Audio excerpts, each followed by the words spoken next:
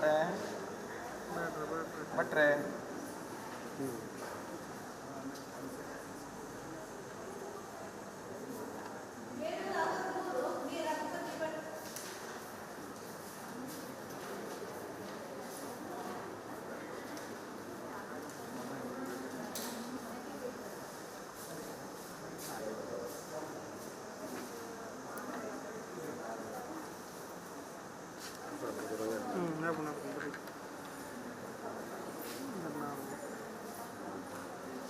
ಬಂದು ಭಯಂಕರ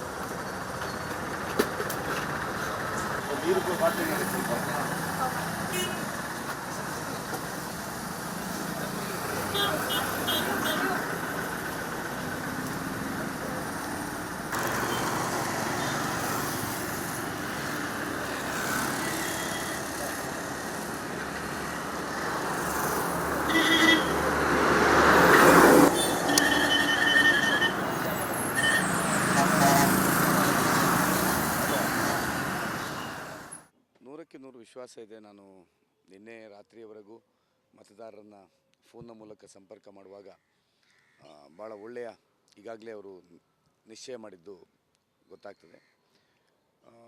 ಇನ್ನು ಇವತ್ತು 4 ಗಂಟೆವರೆಗೆ ಇನ್ನು ಉಳಿದದ್ದು ಮತದಾರರು ಅವರ ಮನಸ್ಸಿಗೆ ದೇವರು ಬುದ್ಧಿ ಕೊಡಬೇಕು ಮತ್ತು ನಮ್ಮ 7ನೇ ಕ್ರಮ ಸಂಖ್ಯೆಗೆ ವೋಟ್ ಹಾಕಬೇಕು. ಅದೇ ಇನ್ನಿರುವಂಥ ಪ್ರಯತ್ನಗಳು ಶತಪ್ರಯತ್ನಗಳು ನಿನ್ನೆವರೆಗೆ ಆಗಿದೆ. ಇವತ್ತು 4 ಗಂಟೆವರೆಗೆ ಪ್ರಯತ್ನ ಆಗ್ತದೆ. ಆದರೆ 100ಕ್ಕೆ 100 ವಿಶ್ವಾಸ ಇದೆ ಗೆಲ್ತದೆ ಅಂತ ಹೇಳುವಂಥದ್ದು. ಭಾಳ ಒಳ್ಳೆ ರೀತಿಯಲ್ಲಿ ನಮ್ಮ ಕಾರ್ಯಕರ್ತರು ಕೆಲಸ ಮಾಡಿದ್ದಾರೆ ಮತ್ತು ಜನ ಮತ ಹಾಕ್ತಾರೆ ಅಂತ ವಿಶ್ವಾಸ ಇದೆ. ಬಿಜೆಪಿ ನಾಯಕರು ಒಂದು ಮಾತಾಡ್ತಾರೆ, ಎಕ್ಸಿಟ್ ಪೋಲು ಇದೆಲ್ಲ ಬಂದ ನಂತರ ಒಂದು ಜನರಿಗೆ ಮೋದಿಯ ಮೂಡಲ್ಲೇ ಇದ್ದಾರೆ. ಸರ್, ನಾವು ಮೋದಿ ಮೂಡಲ್ಲೇ ಇದ್ದೇವೆ. ನಾವೇನು ಮೋದಿ ಬಿಟ್ಟಿಲ್ಲ.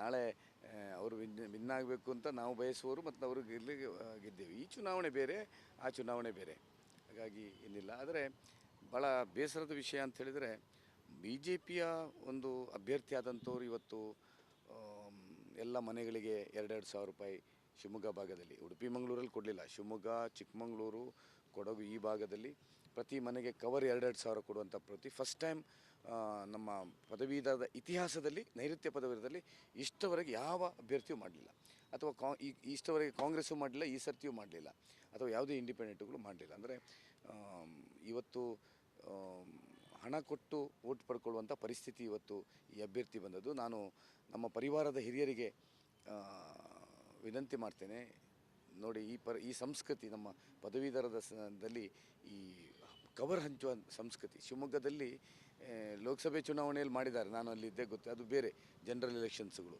ಆದರೆ ಈ ಥರ ಪದವೀಧರದ್ರಲ್ಲಿ 1,000 ಆದರೆ ನನಗೆ ವಿಶ್ವಾಸ, ನನಗೆ ತುಂಬ ಜನ ಫೋನ್ ಮಾಡಿದರು, ಸರ್ 1,000 ರೂಪಾಯಿ ತಗೊಂಡಿದ್ದೇವೆ ಸರ್, ನಾವು ವೋಟ್ ಮಾತ್ರ ನಿಮಗೆ ಹಾಕ್ತೇವೆ ಅಂತ ಹೇಳುವಂಥದ್ದು ಹೇಳಿದ್ದಾರೆ. ಅವ್ರ ಹತ್ರ ದುಡ್ಡಿದೆ, ಆ ದುಡ್ಡನ್ನು ನಾವು ತಗೊಳ್ತೇವೆ, ಬಟ್ ವೋಟ್ ಮಾತ್ರ ನಿಮಗೆ ಮಾಡಿ. ಯಾಕಂದರೆ ಪದವೀಧರರನ್ನು ಹಣ ಕೊಟ್ಟು ವೋಟು ಪಡ್ಕೊಳ್ಬೋದು ಅಂತ ಹೇಳುವಂಥದ್ದು ಸುಳ್ಳು. ಅದು ಈ ಚುನಾವಣೆಯಲ್ಲಿ ಸಾಬೀತಾಗ್ತದೆ. ಮತ್ತು ನಿನ್ನೆ ಹೇಗೆ ಒಂದು ಪ್ರಚಾರ ಮಾಡಿದರು, ಸುವರ್ಣ TV ಅಂತ ಹಾಕ್ಕೊಂಡು ಫೇಕ್ ಮಾಡಿಕೊಂಡು ರಘುಪತಿ ಭಟ್ರು ಕಣದಿಂದ ಹಿಂದಕ್ಕೆ ಬಂದಿದ್ದಾರೆ ಅಂತ ಹೇಳುವಂಥದ್ದು ಹಾಕ್ತಾಯಿದ್ರು. ಇದೆಲ್ಲ ಸುಳ್ಳು ಸುದ್ದಿ, ಅಂಥದ್ದು ಯಾವುದೂ ಇಲ್ಲ. ನಾನು ಕಣದಲ್ಲಿದ್ದೇನೆ ಮತ್ತು ಗೆಲ್ತೇನೆ.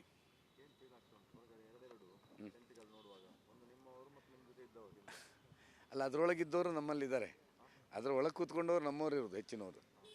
ಈಗ ಪಕ್ಷಕ್ಕೋಸ್ಕರ ಅದರೊಳಗೆ ಇರ್ತಾರೆ ಅಂದರೆ ತಪ್ಪಲ್ಲ, ನನಗೇನು ಅವರನ್ನು ವೈರಿಗಳು ಅಲ್ಲ. ಯಾಕಂದರೆ ಅವರು ಅದರೊಳಗೆ ಇದ್ಕೊಂಡು ನಮ್ಮ ಸಹಾಯ ಮಾಡುವಂಥವ್ರು ತುಂಬ ಜನ ಇದ್ದಾರೆ ಅದರಲ್ಲಿ, ಹಾಗಾಗಿ ವಿಶ್ವಾಸ ಇದೆ. ಇವತ್ತು ಚುನಾವಣೆ ಮುಗೀತದೆ, ನಾಳೆಯಿಂದ ನೀವು ಮತ್ತೆ ಬಿಜೆಪಿಯ ಸಕ್ರಿಯ ಖಂಡಿತವಾಗಿ ನಾನು ನಾಳೆಯಿಂದ ಮತ್ತೆ ಪುನಃ ವಿಜಯೋತ್ಸವದಲ್ಲಿ, ಮೋದಿಯವರ ವಿಜಯೋತ್ಸವದಲ್ಲಿ ನಾನು ವಿಜಯೋತ್ಸವವನ್ನು ಆಚರಿಸ್ತೇನೆ.